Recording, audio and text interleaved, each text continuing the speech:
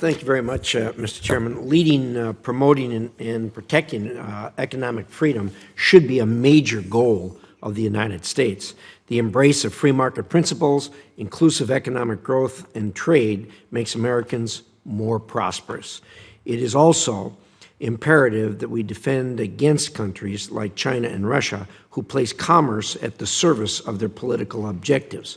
I would associate myself with the remarks of the chairman that this is an incredibly important subject, particularly in the face of the fact that we are competing with countries who do just what I said, and that is use economics to promote their political objectives.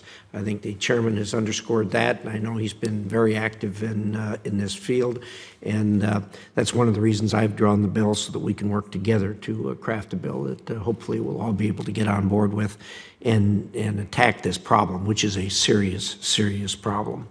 We in America do business differently than autocratic countries do, and that causes us no end of problems, not only for America, but also for American businessmen. We face severe economic challenges here at home, and many of our partners struggle with post-COVID economies or political instability.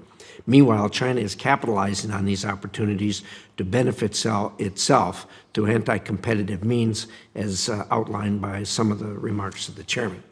With this in mind, legislative and executive branch focus on international economic policy is absolutely crucial. Soon I will introduce the Economic and Commercial Opportunities Network Act to help strengthen that policy.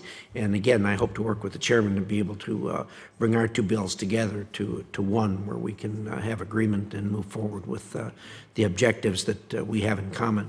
There are several key areas of my bill I'd like the witnesses to explore today. The first is strengthening the Department of State's economic core.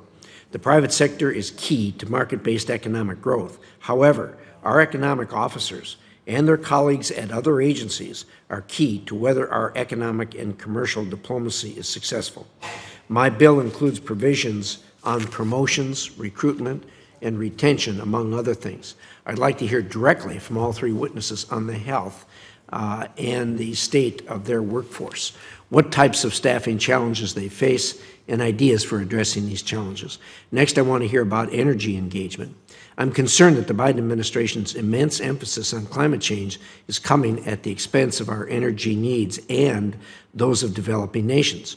Most Indo-Pacific nations still want to work with the United States on oil and gas, but are finding their U.S. counterparts are not interested. Similarly, we must work with our sub-Saharan African partners. Energy infrastructure in Africa is nascent at very best, without large distribution grids required for wind and solar. Africa's energy needs are significant, and a range of solutions, including oil and gas, are needed to power the continent and support economic development.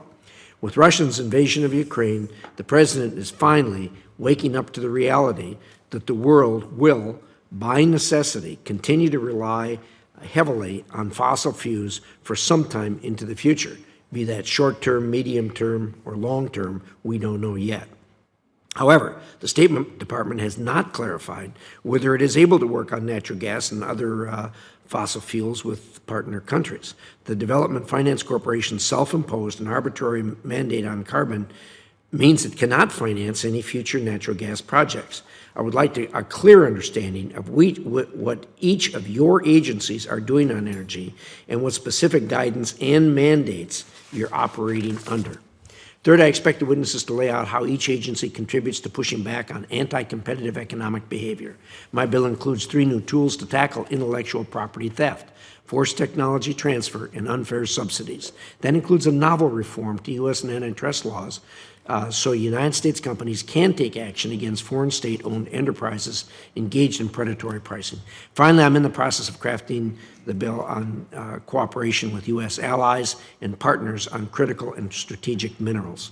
The U.S. must have a 2-track approach to critical minerals, increasing domestic production and working with allies and partners.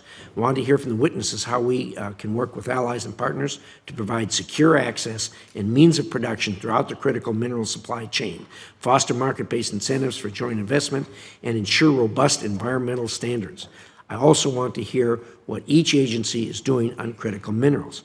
We continue to get very, very bleak reports on my service on the Intelligence Committee and the Energy and Natural Resources Committees about China's monopolies and near monopolies of minerals critical to the United States and allies and critical to their industrial base. Let me be clear, however. Working with allies and partners is not a substitute for expanding domestic development and production of critical minerals. Idaho and several other western states have a lot of these critical minerals, but the U.S. government blocks companies from extracting and or milling these minerals.